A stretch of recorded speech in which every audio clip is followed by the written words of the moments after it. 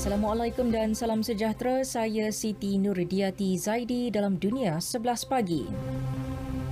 Vaksin COVID-19 telah menghalang hampir 20 juta kematian pada tahun pertama selepas ia diperkenalkan.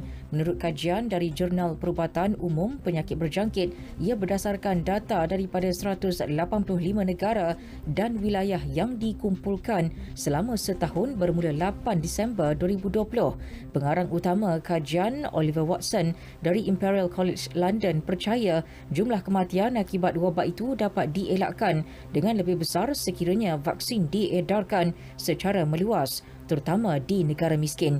Kajian mendapati 19.8 juta individu berjaya diselamatkan daripada potensi 31.4 juta kematian sekiranya tiada vaksin, iaitu pengurangan sebanyak 63% daripada yang diramalkan.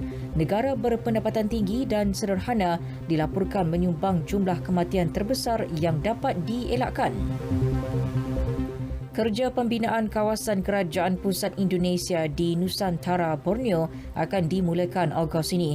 Menurut Menteri Kerja Raya dan Perumahan Basuki Hadimuljono, fasa awal pembinaan akan ditumpukan kepada istana negara dan infrastruktur termasuk bekalan air bersih, saliran, sanitasi dan jalan bertol. Kawasan kerajaan pusat itu juga merangkumi pejabat naib presiden, bangunan perundangan dan kehakiman serta pejabat-pejabat kementerian.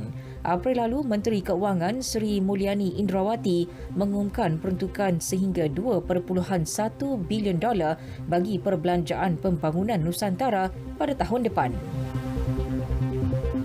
Para pemimpin Kesatuan Eropah EU sebulat suara bersetuju memberikan Ukraine dan Moldova status calon anggota blok itu. Presiden Majlis Eropah Charles Michel menyifatkan persetujuan tersebut sebagai tanda simbolik sokongan Eropah kepada Ukraine. Dua negara bekas Soviet itu kini perlu melakukan pembaharuan besar serta rundingan lanjut. EU juga telah membentangkan beberapa langkah yang perlu diambil Kiev. Ini termasuk memperkukuh kedaulatan undang-undang dan memerangi rasuah sebelum negara itu dibenarkan ke peringkat seterusnya seperti rundingan penyertaan. Amerika Syarikat membekalkan bantuan ketenteraan baharu berjumlah $450 juta kepada Ukraine dalam usaha mengekang pencerobohan Rusia. Jurucakap White House John Kirby, bantuan bersenjata itu adalah senarai yang diminta oleh Ukraine. Bantuan merangkumi 36,000 peluru artileri, 18 kenderaan untuk menarik serpihan meriam, 1,200 pelancar bom tangan dan 2,000 senapang automatik. Dengan penghantaran terkini, sumbangan negara itu kepada tentera Ukraine telah mencecah $6.1 bilion sejak permulaan pencerobohan Rusia pada Februari lalu. Susulan beberapa tragedi siri tembakan rambang di Amerika Syarikat, Mahkamah Agung memutuskan bahawa rakyatnya tetap mempunyai hak untuk membawa senjata api di kawasan awam. Ia sekaligus membatalkan undang-undang berusia ratusan tahun di New York yang memerlukan seseorang itu membuktikan keperluan memiliki senjata api. Presiden Joe Biden bagaimanapun mengecam keputusan tersebut sambil menyifatkan ia bercanggah dengan perlembagaan.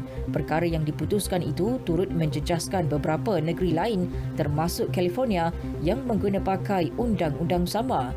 Ia dilihat menyekat keupayaan pihak berkuasa tempatan untuk menghalang orang awam daripada membawa senjata di khalayak ramai.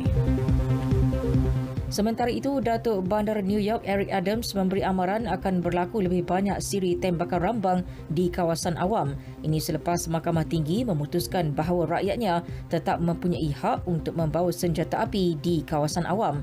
Menurut Adams, keputusan itu telah membelakangkan kebimbangan orang awam terhadap kejadian keganasan di negara itu. Ia juga menyebabkan masyarakat menjadi semakin tidak selamat.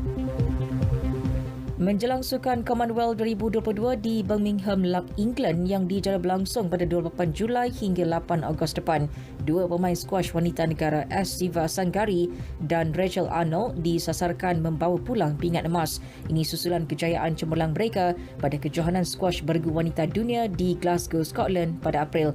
Demikian dinyatakan timbalan Ketua Kontingen CDM Malaysia ke tamasya sukan berkenaan, Gerard Montero. Dua pemain itu kini sudah bersedia dan sedang menjalani latihan.